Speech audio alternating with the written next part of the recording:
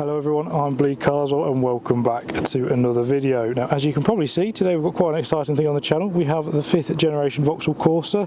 Now this has come about by me coming down to Vauxhall in Coventry to drive a few cars. It just so happened that this one was available.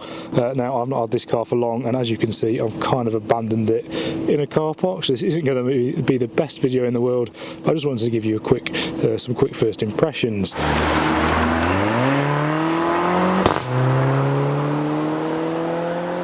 So straight away then, from the outside, the 5th generation Vauxhall Corsa, in my opinion, looks absolutely brilliant. Now this car here does share its platform with the Citroën DS3 and the Peugeot 208, and as I've just said, I think this thing looks absolutely brilliant.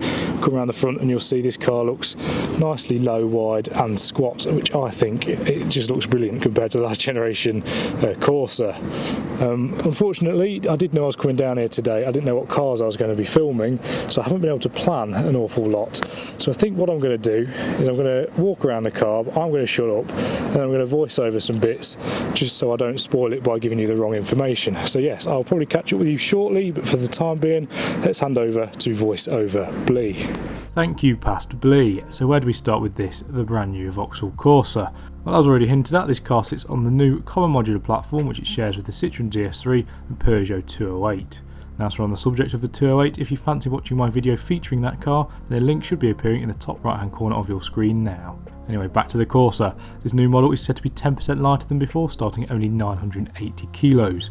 Couple that with the fact that this car is more aerodynamic than ever before and is available with a selection of new powertrains, and you're left with the most efficient Corsa to date. Talking of powertrains, you can have your Corsa with one of two 3-cylinder petrols, a 3-cylinder diesel, and let's not forget about the fully electric Corsa E.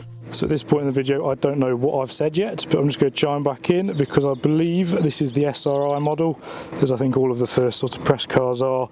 As I've come around here, I've just noticed that the fuel filler cap is perhaps a little bit large. I'm going to assume that's got something to do with the electric Corsa, which is obviously also available. But anyway, I'll shut up again and back to Voiceover Blee. Right, a comment about the fuel filler flap. Admittedly not my most insightful observation ever, and to be fair, neither was my comment about it being the SRI model. And that is because, thanks to this car's 8-speed automatic gearbox, its fancy Interlux LED matrix headlights and bigger 10-inch infotainment screen, I reckon this is in fact an ultimate nav model. So what does that mean? Well, by the electric models, ultimate nav sits at the top of the Corsa tree, and that means that whilst the range starts at under £16,000, you'll be looking at just under £26,000 for a car like you see here. Now, I won't lie, that does seem pretty pricey, but to be fair, this car does have absolutely everything on it.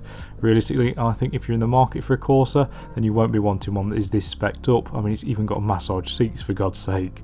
So do take that 26k with a pinch of salt, and in fact, after a quick look on the configurator, I reckon stepping down to the SE nav model is a good idea, doing so saving you over £5,000, even if you keep that lovely 8-speed auto. Right, I reckon we're just going to ignore my ramblings about the boot and how dirty the car is, and instead I'm going to tell you about some of the active safety tech that is available on the new Vauxhall Corsa. Now, there is quite a lot of them, to be honest, so I'm going to list them on screen to avoid me having to read them all out, but alongside your basics like blind spot monitoring and lane departure warning, it is nice to see things like automatic emergency braking that, depending on how fast you're going, can identify pedestrians and cyclists. Now, just before we hear from me in the back of the new Vauxhall Corsa, I just wanted to say how surprised I was by this car. Overall, it gave off a much more grown-up feel than I was expecting. It also seemed to be a car that would be incredibly easy to live with.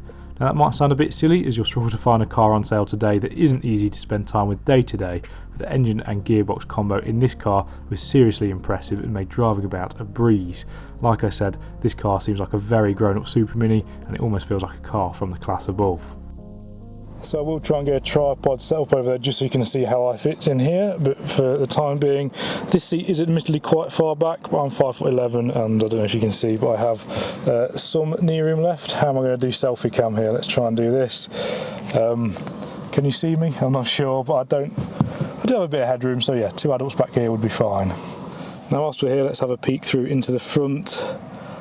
This is all new for this generation Corsa, and I think the screen is much better up here as it is down there in the sort of previous generation. I think it just looks loads better. This car has Android Auto and Apple CarPlay. Sorry, my camera keeps going in and out of focus, and that works brilliantly. Obviously, you've got the built-in Vauxhall system, which is obviously shared with the PSA group now, but with Android Auto and Apple CarPlay, you just go use your phone as it is so much easier. Overall, I found this to be a comfortable place to sit. These seats they're nicely comfortable, like I've just said, and surprisingly there is a massage function. I will try and find that for you in a second, or show it you in a sec, but yes, plenty of room in the front and the back really for your occupants. And one thing I will say, I think I might mention it in the driving bit, is that visibility isn't brilliant when you're sat here. The dash does come quite far up, so the dash sits quite high up, and this window line isn't brilliant to see out of. Also, when you're trying to pull out of junctions, I have found, can you see my finger? This pillar does sort of impede visibility a little bit. Obviously these are things you'll get used to, but I just thought I'd mention them now.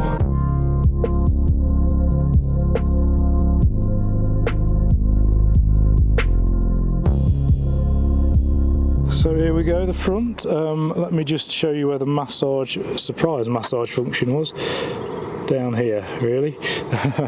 Now, one thing I will say, again, I think I mentioned this in the driving section, is this car, in every way, apart from the fact that the visibility isn't brilliant, perhaps, it does feel like a much bigger car. Let me get this fired up for you. There we go. In every way, apart from perhaps the visibility, this feels like a much bigger car than it is. It's very, very comfortable, very refined. And like I say, it's just got all the features and stuff that you'll... Oh, to complete pairing, well, I'll do that shortly. Yeah, Android Auto and Apple CarPlay make life a lot easier. So we come down here, we have our 8-speed automatic gear selector, as well as some of your functions for turning on and off lane departure and auto turning the engine stop-start, sorry. Down here you have a mode button, that is for sport, normal and eco. I think just normal suits this car really. Sport seems a bit contrived and eco just dulls the throttle response too much. So just to conclude this interior section of the video, I just wanted to say that whilst a nice enough place to sit, the interior of the new Corsa does lack some of the grandeur that is present in both of its PSA stablemates.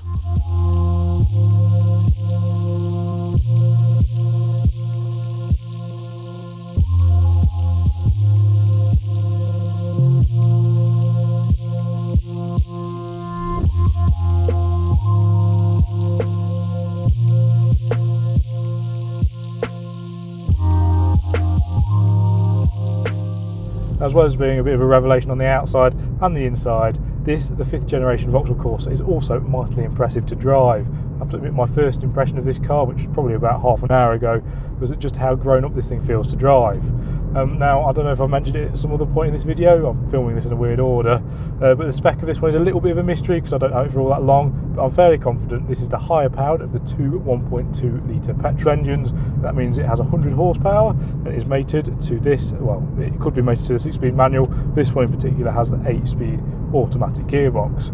Now, this powertrain combination to me just feels really natural, and it just takes any effort out of driving. This car, like I say, drives long and feels much like a much bigger car. It's very composed, it's very civilised, and yes, I'm very impressed really. Having said that, there are a few little things that could possibly be improved.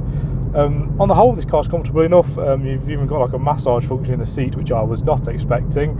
However, the ride can feel a little bit firm sometimes, and although this car does corner well, I don't feel like a small loss in the cornering ability would perhaps be missed, and a bit of a gain in the comfort and softness of the ride would be a benefit.